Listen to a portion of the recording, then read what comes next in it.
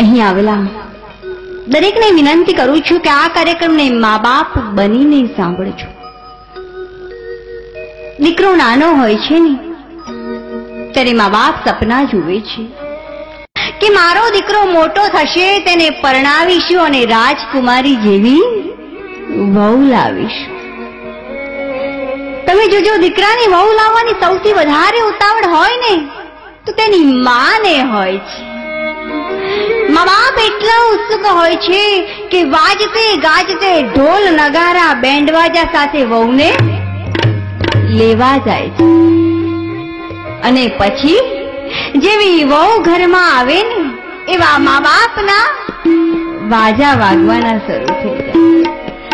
અરે વાજા તો વાગે વાગે, પણ દીકરાની તો સેન્ડવિચ જ થઈ જાય છે. આમાં શું થાય છે કે જો દીકરો માનું માને ને તેને માવડિયો કહેવાય છે, અને પત્નીનું માને ને તેને બાયલો કહેવાય છે. પણ હું તો એટલું કહું છું બહેનો કે તમારા પતિને બાયલો કહેવડાવો ને એના કરતા માવડિયો કહેવડાવજો. ખરેખર આનું સોલ્યુશન છે એવું નથી. ખરેખર હું તો એવું કહું છું કે દીકરો મા બાપ અને પત્ની વચ્ચે જો સેતુરૂપ બની જાય ને તો આ પ્રોબ્લેમ, આ સમસ્યા ઉદ્ભવે જ નહીં. બહેનોએ સાંભળવા જેવી વાત છે. દરેક બહેનોને કહું છું કે જીવનમાં એક વાત હંમેશા યાદ રાખજો કે જ્યારે ગુસ્સો આવે ને ત્યારે પિયર જવાનો નિર્ણય ના લેશો. અને દરેક ભાઈઓને કહું છું કે જ્યારે તમે લોકો બહુ ખુશ હો ને, ખૂબ ખુશ હો, ત્યારે તમારી પત્નીને વચન ના દેશો.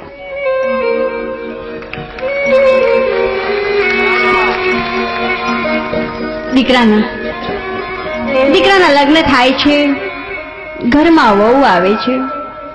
થોડાક જ દિવસમાં સાસુ અને વહુના ઝઘડા શરૂ થઈ જાય છે. જેવા ઝઘડા શરૂ થાય છે એવા વહુના મનમાં પ્લાન ઘડાવા લાગે છે કે આ ડોશા ડોશીને ઘરમાંથી કાઢવા કઈ રીતે. એટલે શું કરે છે? સાંભળવા જેવી વાત છે કે જેવો તેનો પતિ ઓફિસથી ઘરે આવે ને એવું મોં ચડાવીને બેસી જાય છે.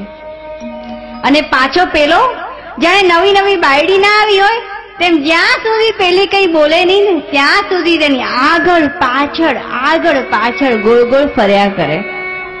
અને પછી શું કહે છે કે કેમ તું કઈ બોલતી નથી? તને મમ્મીએ કઈ કીધું? તને કઈ પપ્પાએ કીધું? તું આ મોઢું ચડાવીને બહુ ફરે ને એ મને ના ગમે. તને મમ્મીએ કઈ કીધું? પપ્પાએ કઈ કીધું? પણ અલ્યા, મમ્મીએ કઈ નથી કીધું ને તારા પપ્પા કોઈ દિવસ બોલ્યા છે ખરા? અને જો મમ્મી કઈ કહેવા જાય ને તો શું કહેશે કે તમે તો મારી બૈરીને સમજી જ નહીં શકો. એક તો બિચારી બધું છોડીને આવી છે, ઘરનું બધું કામકાજ કરે છે, તમારી સાર સંભાળ લાગે છે, પણ અલ્યા તને ક્યાં ખબર છે કે તારા ઘરની બહાર ગયા પછી એ તારા મા બાપની શું દશા કરે છે. પાછી પેલી વહુ શું કહે છે કે તમારા મા બાપ સાથે તો હું જ રહી શકું, જો બીજી કોઈ હોય ને તો ક્યારની જતી રહી હોય. દરેક પુરુષે સાંભળવા જેવી વાત છે કે જે ક્ષણે તમારી પત્ની એવો જવાબ આપે કે તમારા મા બાપ સાથે તો હું જ રહી શકું, બીજી કોઈ હોય તો ક્યારની જતી રહી હોય, તો તમારે કહેવાનું કે કાલે જતી હોય તો આજે જા, આજે જતી હોય તો અત્યારે જા, લે તારા બિસ્તરા પોટલા. હું તો સાસુઓને પણ વિનંતી કરું છું કે જો આ સાસુ અને વહુના ઝઘડા મટી જાય ને તો અહીંયા બેઠેલા બધા જ પુરુષોના આયુષ્ય લગભગ 150 થી 200 વર્ષના થઈ જાય. એટલા બધા ટેન્શનમાં હોય, ચિંતામાં હોય. ઘણા તો એમાં રાત્રે મોડા ઘરે આવે. તમે જોજો, એમ કે ના ભાઈ બહુ કામ છે, કેટલા બધા ટેન્શનમાં હોય છે. એટલે એક નમ્ર વિનંતી છે, મારા બંને વચ્ચે જે મિસઅન્ડરસ્ટેન્ડિંગ થાય છે ને, મહેરબાની કરીને એને દૂર કરો. હવે હું આપની સમક્ષ ઇન્દોરની ઘટના વર્ણવું છું. ધ્યાનથી સાંભળવા જેવી ઘટના છે. હું ઇન્દોર ગઈ હતી. મારી સાથે મારી બેનપણી હતી. એટલે મારી બેનપણીએ એવું કીધું કે ચાલો ને, મારા એક સગા અહીંયા રહે છે, આપણે એમને મળી આવીએ. મેં કહ્યું વાંધો નહીં, તમારા સંબંધી રહે છે, ચાલો જઈએ. અમે બંને સંબંધીના ઘરે ગયા. ત્યાં જોયું તો વહુ અને દીકરો સમજાવી રહ્યા હતા. વહુના હાથમાં થાળી હતી અને દીકરો માને જમાડવાનો પ્રયત્ન કરતો હતો. એટલે હું જેમની સાથે ગઈ હતી એવા મારા બેનપણીએ પૂછ્યું કે ભાઈ, તમારી માને કઈ થયું છે? ત્યારે પેલા દીકરાએ કહ્યું, ખબર નથી, હું તો દુકાને ગયો હતો, પણ મારી પત્નીનો ફોન આવ્યો કે માં સવારથી જમી નથી. મને લાગે છે કે કદાચ અમારાથી જ કોઈ ભૂલ થઈ ગઈ લાગે છે. વહુના હાથમાં થાળી હતી. દીકરો માને જમાડવાનો પ્રયત્ન કરતો હતો.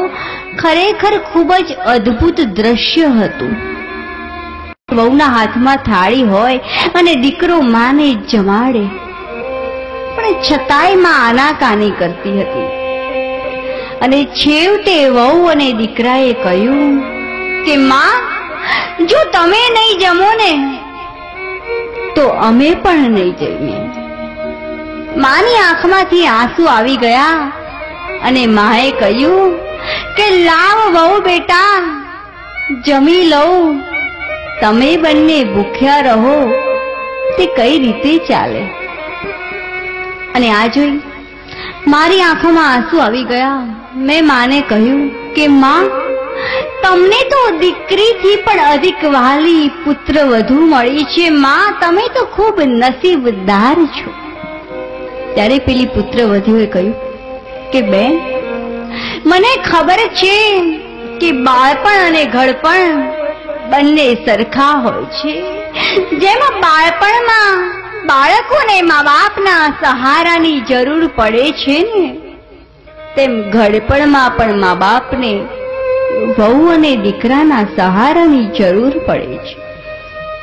દરેક દીકરાઓને કહું છું કે એકવાર પ્રયત્ન કરી જોજો. એકવાર તમારા હાથે તમારા મા બાપને જમાડજો.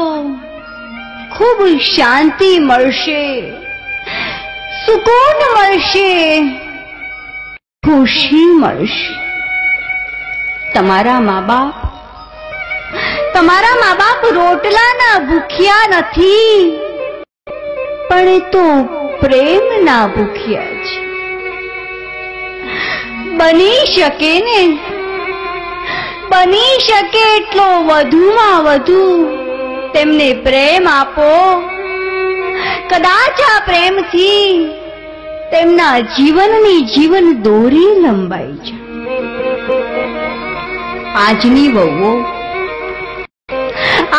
વહુઓ કાલે સાસુ બનવાની છે. લખી રાખજો આ પંકિતાના શબ્દો કોરા કાગળ ઉપર કે આજની વહુઓ સાસુની સેવા નહીં કરે ને તો તમારી વહુ પણ તમારી સેવા નહીં જ કરે, નહીં જ કરે. બાળ્યા એવા બળશે અને ઠાર્યા એવા ઠરશે.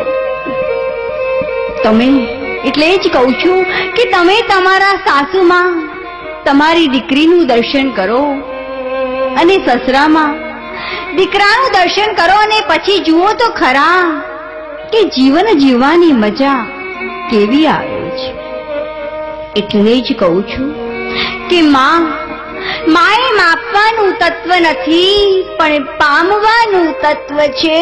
જાણવાનું સર્જન નથી, પણ માને તો માણવાનું સર્જન છે, માણવાનું સર્જન.